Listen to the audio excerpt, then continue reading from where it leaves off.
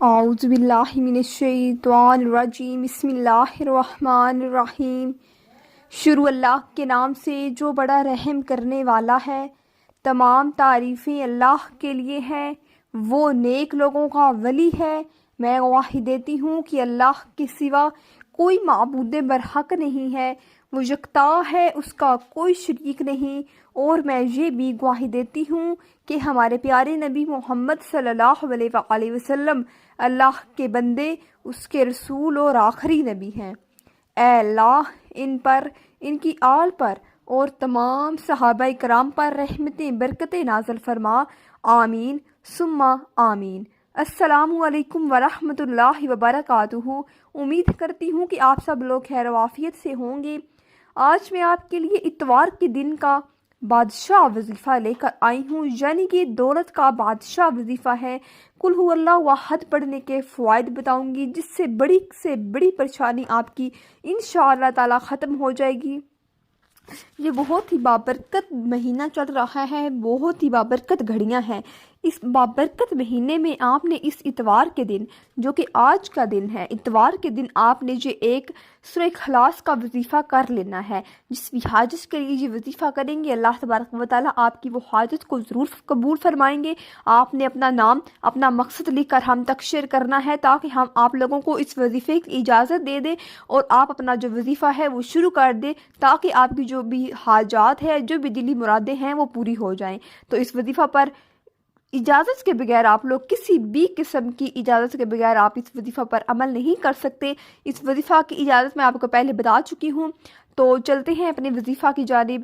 حضرت ابو ہریرہ رضی اللہ تعالیٰ عنہ سے روایت ہے کہ نبی کریم صلی اللہ علیہ وآلہ وسلم نے ارشاد فرمایا، جو فجر کی نماز کے بعد 12 مرتبہ قل هو اللہ احد یعنی کہ سورہ اخلاص پڑھ لیتا ہے، تو اس کا ثواب پورے قرآن کی مثل ہوگا، اور وہ اس دن اہل زمین میں سب سے زیادہ بہتر ہوگا۔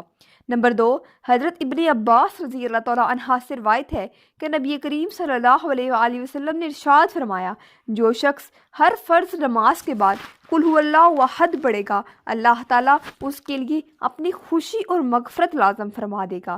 نمبر 3، حضرت علی رضی اللہ تعالیٰ عنہ سے روایت ہے کہ نبی کریم صلی اللہ علیہ وآلہ وسلم نے ارشاد فرمایا، جو نماز فجر پڑھے اور بات کرنے سے پہلے 10 بار قل هو اللہ احد پڑھے، یعنی کہ سورہ اخلاص کی تلاوت کرے، تو اس دن وہ سورۃ اخلاص کی برکت سے گناہ سے محفوظ رہے گا اور وہ شیطان سے بچا رہے گا۔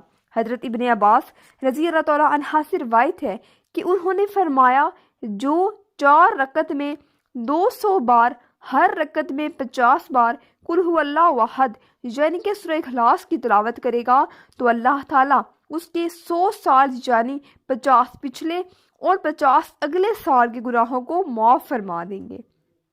نمبر 5، حضرت عبداللہ بن عباس رضی اللہ تعالیٰ عنہ سے روایت ہے کہ نبی کریم صلی اللہ علیہ وآلہ وسلم نے ارشاد فرمایا، جو عشاء کے بعد 2 رکعت پڑھے اور ہر رکعت میں سورہ فاتحہ کے بعد 15 بار قل هو اللہ احد پڑھے، تو اللہ تعالیٰ اس کے لیے جنت میں 2 ایسے محل تعمیر کرے گا جنہیں اہل جنت دیکھنے کی کوشش کریں گے۔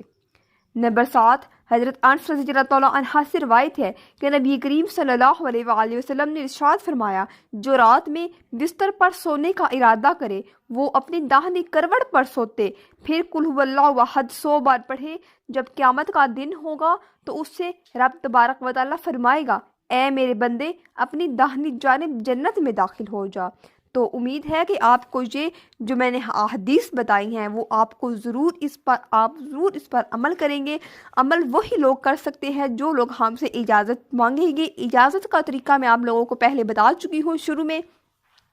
یہ بہت ہی پاورفل عمل ہے، سب سے بڑھ کر کے یہ ایک قرآنی وظیفہ ہے، قرآن کی صورت ہے، ایک چھوٹی سی سورہ اخلاص کا وظیفہ ہے، بہت ہی پاورفل وظیفہ ہے۔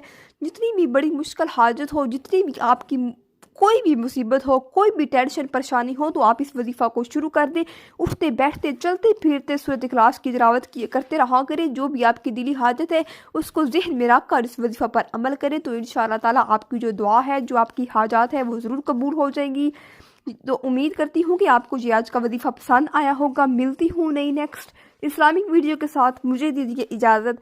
السلام علیکم ورحمۃ اللہ وبرکاتہ۔